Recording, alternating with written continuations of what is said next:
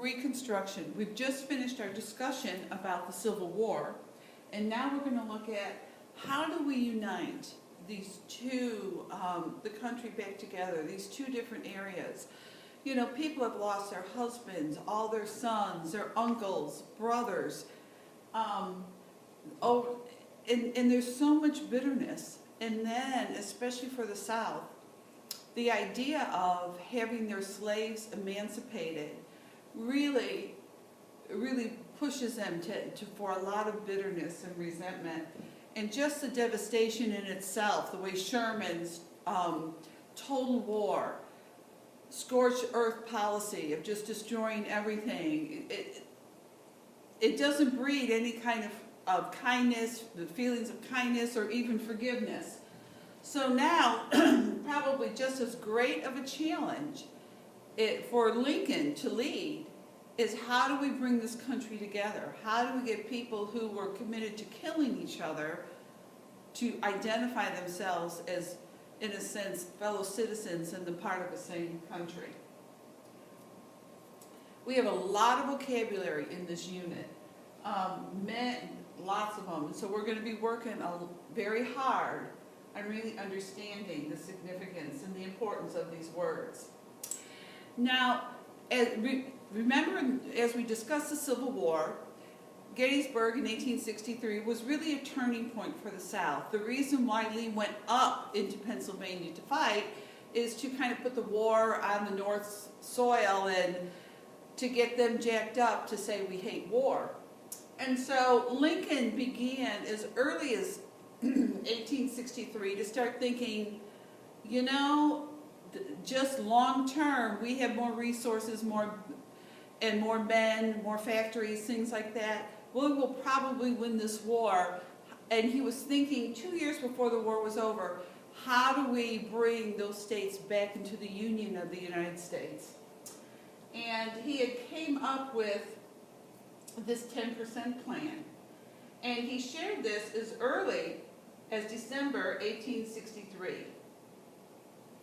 And he made this proclamation, and this is right, you know, he emancipated the slaves, and then he made this proclamation of amnesty and Reconstruction. And so amnesty is one of our vocab words, and we will get into that a little later. What he wanted to do was he wanted to replace the majority rule with the loyal rule in the South. And what he meant by that, he was asking out of those southern states that seceded, he said, I'm just asking for 10% of the voting population from the 1860 election to take an oath of loyalty. If I can just get 10% from the state of Georgia, South Carolina, Virginia, just 10% of those voters to say, we will now commit our loyalty to the United States, to the Union of the States. Then Lincoln was like, you can reestablish a government and begin to participate in our government. He also had a commitment to pardon all but the highest ranking military. He did not want to start arresting and collecting and trying all these military leaders. He thought, we do need to deal with the top brass, but the rest of them, we are going to just pardon and help them integrate back in and help rebuild the South. Remember, it was pretty destroyed. Their way of life, now their source of income in terms of planting and slaves and all that, everything's turned upside down for the South. So Lincoln's like, we're going to have those soldiers go back home. We want them to try to reintegrate, take care of their families, and then we will just deal with their leaders.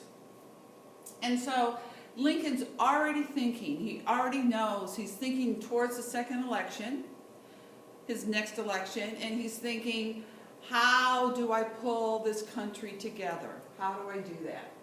And so in 1863, that's what Lincoln proclaims, and it's giving the South food for thought. Many in the South said, screw you to it, but And then two people in Congress, Benjamin Wade and Henry Davis, they proposed a bill, and we'll look at that in a second. But the important thing I want you to look at now is the year. The U.S. Congress and the President are already taking actions on how do we restore and rebuild the country. In March 1864, the Freedmen's Bureau was created. And, you know, just who do you think the freemen are? Just the word in itself, you can extrapolate who they were talking about from that. In 1865, Lincoln's assassinated. So these are very significant moments. 5 days after the South capitulated. Andrew Johnson, the Democrat, becomes president and announces his plan for Reconstruction. A year later, radical and moderate Republicans take control of the Senate and the Congress, and the Reconstruction process. Congressional elections, moderate and radical Republicans take over. And so they come in with this agenda, and their feelings towards the South are not really loving. And it's kind of like they have more of the perspective, we're going to prove our point.